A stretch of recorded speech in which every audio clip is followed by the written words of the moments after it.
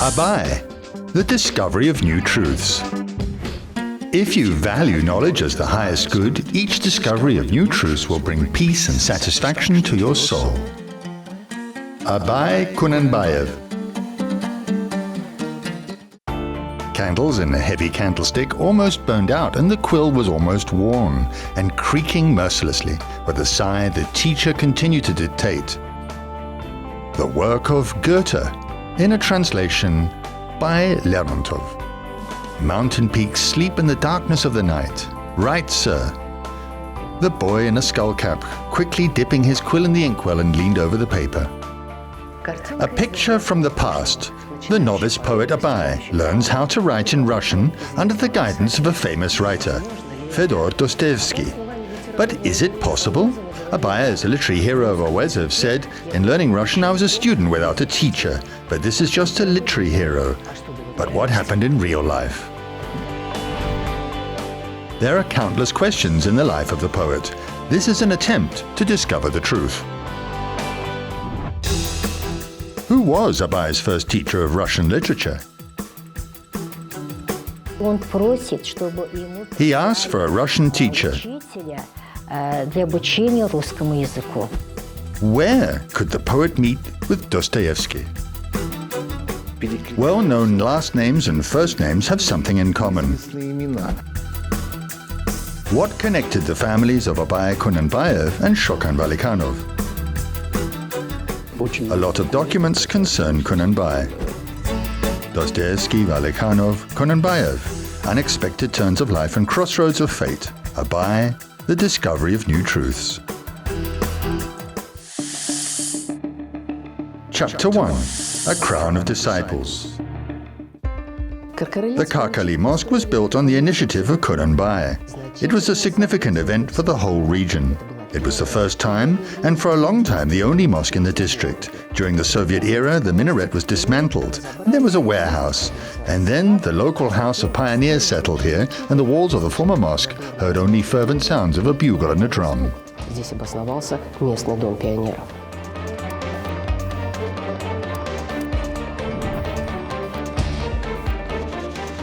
Karkarali, the main attraction. In 1849, Kunanbai was appointed senior sultan.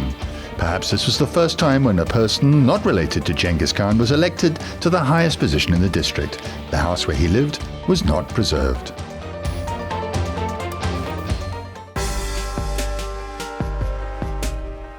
Kunanbai settled in a spacious wooden house with a green iron roof. The Sultan arrived in the city accompanied by numerous relatives and associates. Day and night, the houses of Kunanbai and his brother were full of interpreters and guards. Mukhtar Owezov, The Path of Abai. It's possible that Abai learned how to write the first word on paper somewhere in these places. At first he studied at the local school, which as a rule usually was opened under mosques. Kunanbai had a mullah in his village, specially for the children, but along with the children, other children of the village also studied with the mullah. A winter school for wintering, summer schools for the Jailao. Schools were nomadic, duration of study from 2 to 5 years. Children sat in a semicircle around the teacher, and there even such an expression, a crown of students. Abai received his first knowledge from Mullah Gabid Khan. The young Mullah Gabid Khan was a bookworm. Among his books, Abai found many interesting and useful books for himself. First of all, samples of high poetic art, Nizami, Firdousi, Navai, Fizuli, Babura. Mukhtar Owezov, The Path of Abai.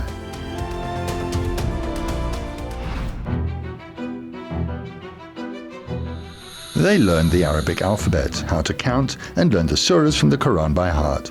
Pupils would be extremely surprised to learn that this methodology was called the Lancaster method in Europe. First, a teacher taught the older children, and then the older children taught the younger children. It seems that Abai studied according to this kind of system. When Abai arrived at the madrasa, he was already literate. And not just literate. he already knew the basics of several languages. According to a well-known biography, while in Semipalatinsk, now Semey, Abai secretly attended a parish school. So, by that time, could he already speak Russian? But who taught the poet the Russian language? Is it known that his father paid special attention to the establishment of a school in Karkareli?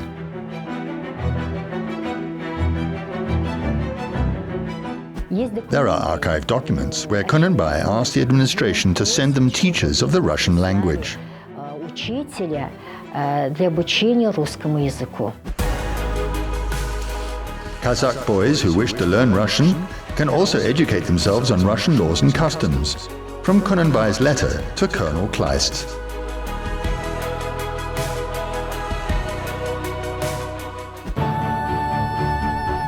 The teacher was sent, however, his name is now lost. Destinies intertwine in such a strange way. The grandfather of the famous General Kornilov served as an interpreter under the senior sultan. Maybe Nikolai Kornilov was Abai's first teacher of the Russian language. However, under Kunanbai, there were many people who knew the Russian language. Kunanbai understood that in the future it would be difficult without knowledge of the Russian language, especially since he saw his successor in Abai. Whatever it is, but something will come out of him.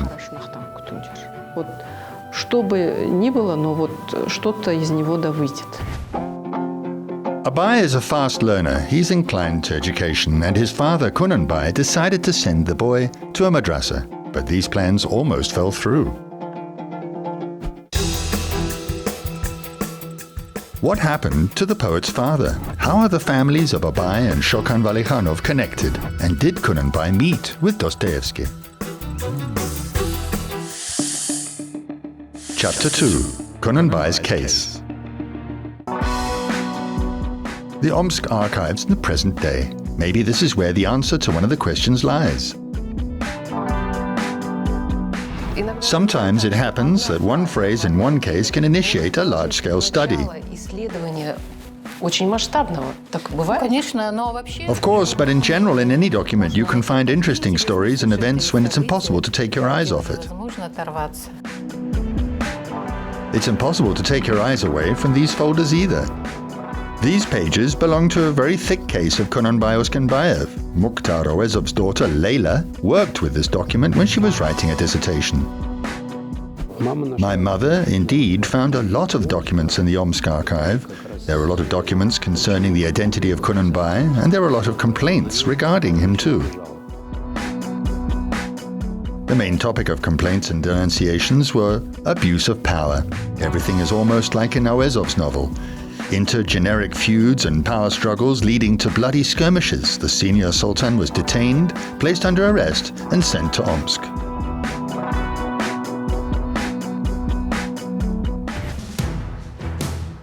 Accused of stealing cattle for an opposing tribe, he says that they decided to do this out of necessity for the theft that those people had done before. From the Kunanbai Uskanbayev's case. Some of the reports addressed to Governor General Gusfort date back to 1854. At that time, it's already been a year since Shokan Valikhanov graduated from the Omsk Cadet Corps. He was bright and talented. After graduation, he became the adjutant to the Governor General. Shokan probably read those reports. Most likely, Gusfort asked the adjutant about Kunanbai. The results of the Governor General in this case were rather mild. Maybe this is the merit of Valikhanov.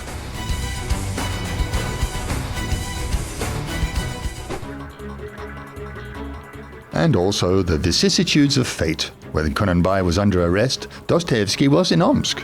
He was sent from prison to exile in Semey in 1854. Well-known last names and first names have something in common. This is a very interesting topic for research. Could they have met? It's unlikely. Dostoevsky was a political criminal. Kunanbai was simply detained, and it's unknown where he was held, but most likely not in prison. Perhaps he was under house arrest the whole time. Kunanbai's case was under investigation for years. It was closed due to the lack of evidence of many episodes. He was released from under supervision thanks to Shokhan's father.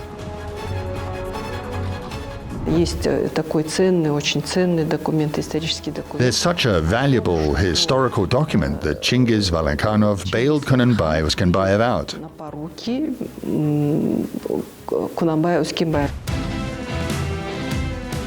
On November the 3rd, 1854, Uzkenbayev was handed over to advisor Valikhanov, who made sure that Uzkenbayev, departing from Omsk, would arrive directly to the Karkarali order.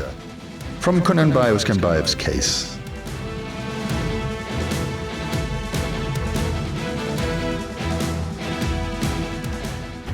This suggests that both Kunanbai and Chingiz Valikhanov probably knew each other. But it seems that they not only knew each other, no one will vouch in such a difficult matter for just an acquaintance, and that means that their sons could have met too. Although they had little in common, Shokhan was 10, older than Abai, Kunanbai sent one of his sons to study in Omsk.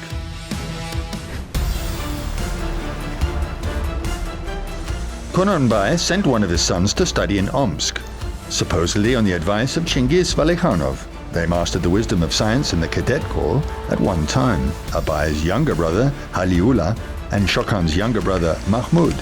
It is strange that with such close ties between the two families, no evidence was preserved about it, neither written nor oral.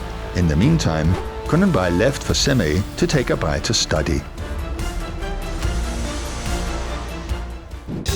What kind of sciences did Abai learn in the madrasa?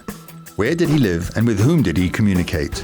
And could Dostoevsky have been the poet's teacher?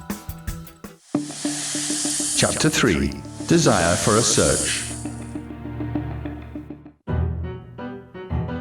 Semey, the middle of the 19th century. There is only one piano in the city.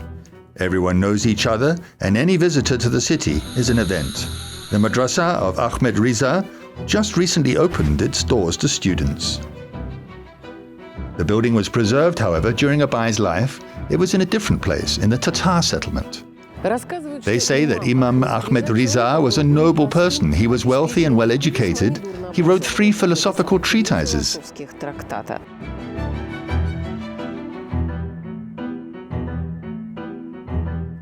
And many noble people from the steppe considered to enter their children there. Kunanbai too brought his son.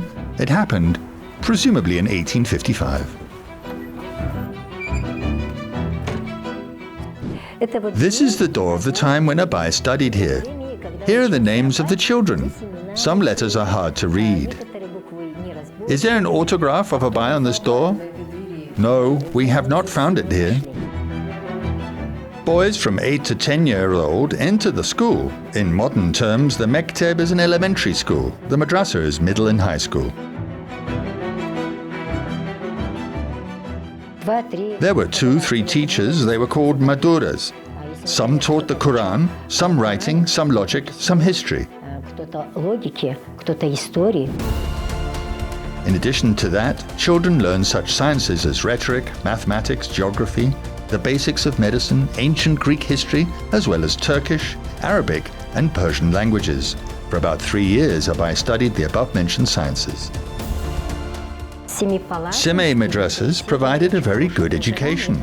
It's proved by the following excerpts from this journal. It says, the central points of education are Cairo, Constantinople, Bakhchi-Sarai, and in some way, the list is completed by Semipalatinsk.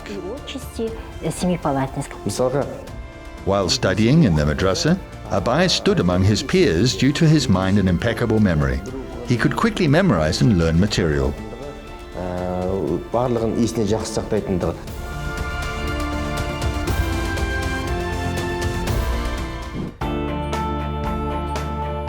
It's more or less clear where and what Abai studied, where he lived, with whom he talked. Names and addresses, unfortunately, were not preserved. The madrasa was not far from the student's place of residence. It was located in the same place, in the Tatar settlement. This is a Tatar settlement. The mosques have been preserved here and of course were rebuilt, but nevertheless both one minaret and two minaret mosques survived in the Tatar settlement. This mosque was erected in 1840 at the expense of the merchant Tinibai Karpenov. He lived not far from it.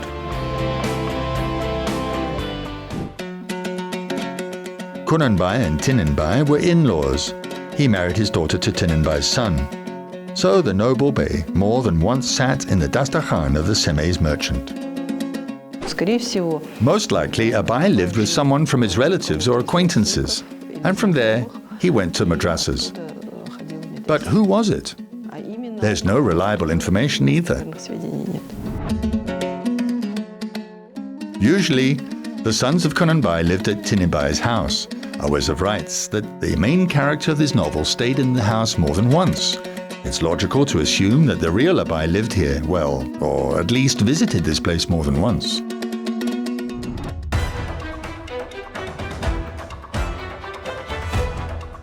The house of postman Lipuhin. Here Dostoevsky settled after his marriage.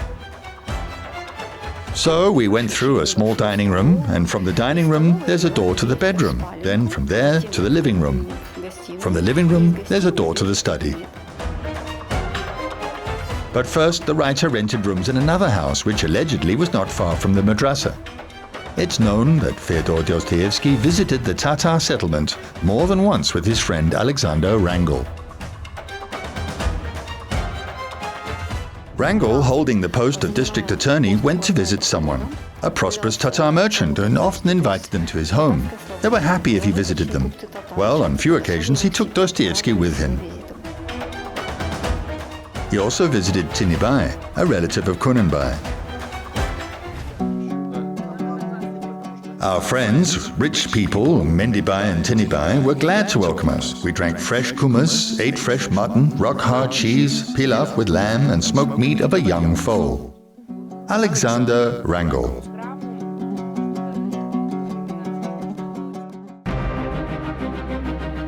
Tinibai even sent a parcel to his friend Dostoevsky in St. Petersburg after Fyodor Mikhailovich left.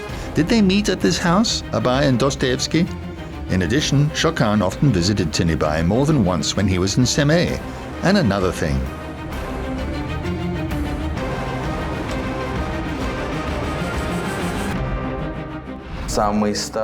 The oldest temple is the Znamensky Cathedral. It was the very first stone cathedral in our city.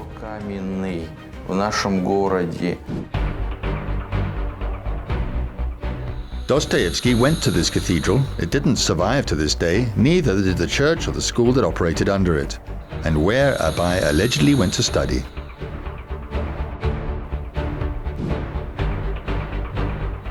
The question is, how could a boy, alone without recommendations, enter a parish school?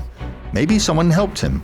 Valikhanov, Wrangel, Dostoevsky, or someone else his father might have known.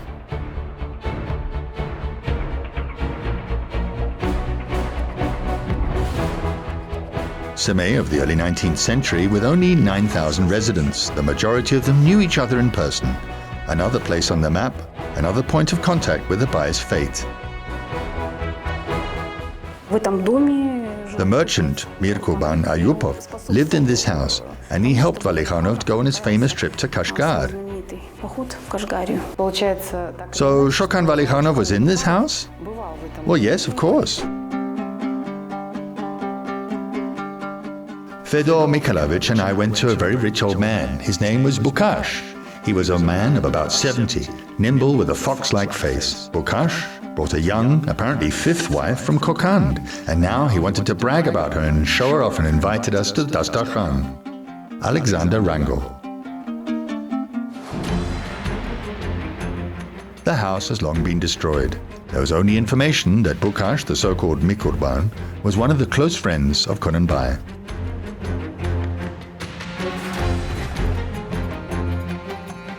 Prosecutor Wrangel could meet with the most Volost ruler, Kunanbai, on business affairs. Maybe Abai was visiting with his father. Wrangel then lived in the house of the merchant Stepanov. Originally, the house of the merchant Stepanov consisted of this building with square windows. Here, the two windows following this colonnade. этой колоннадой. Dostoevsky could easily have come to the house of Wrangel, even in the absence of his master. Often, literary readings were arranged in this house. Dostoevsky was an excellent reader. When Dostoevsky arrived here, the future great Kazakh poet was 9 years old. In the year of Dostoevsky's departure, he was 14. For a poet, the age from 9 to 14 is already a time for creativity. Could the boy once have heard under the windows how someone in a hoarse voice read Pushkin's poem, The Prophet? Irina Stelkova.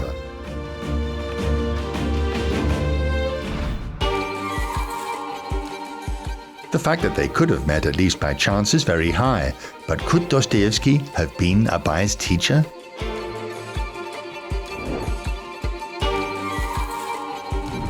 For the past decade, researchers have been trying to answer this question, but there's no documentary evidence of this version, only assumptions.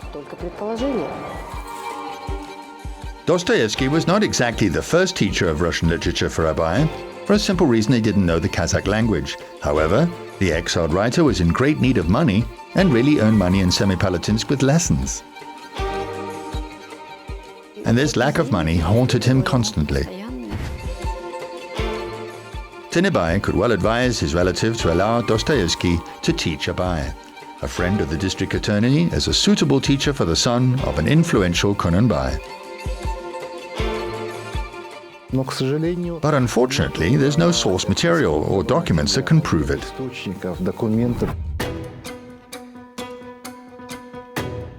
Someday I'll write you about Semipalatinsk, Dostoevsky promised his brother, but he never did.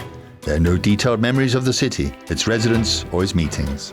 And apparently a picture from the past where the writer dictates words in a hoarse voice to a boy in a skull cap will remain an unconfirmed fantasy.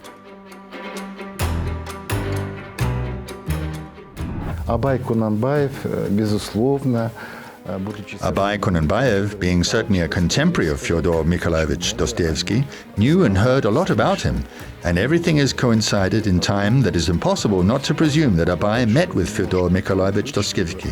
Абай каким-то образом не контактировал с Федором Михайловичем Достоевским.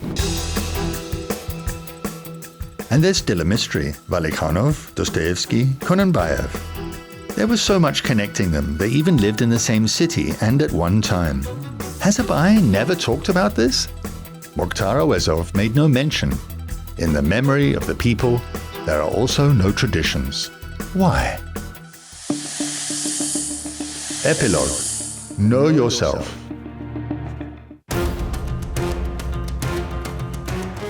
Man is the whole world, and if you want to comprehend the universe, first you need to know yourself.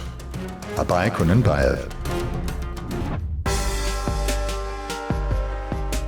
Major novels of the writer were published in the Russian Bulletin, the magazine which Kunanbayev regularly took in the library, and in the memoirs of the poet, Dostoevsky is mentioned only in the list of the authors that Abai read, and no other comments.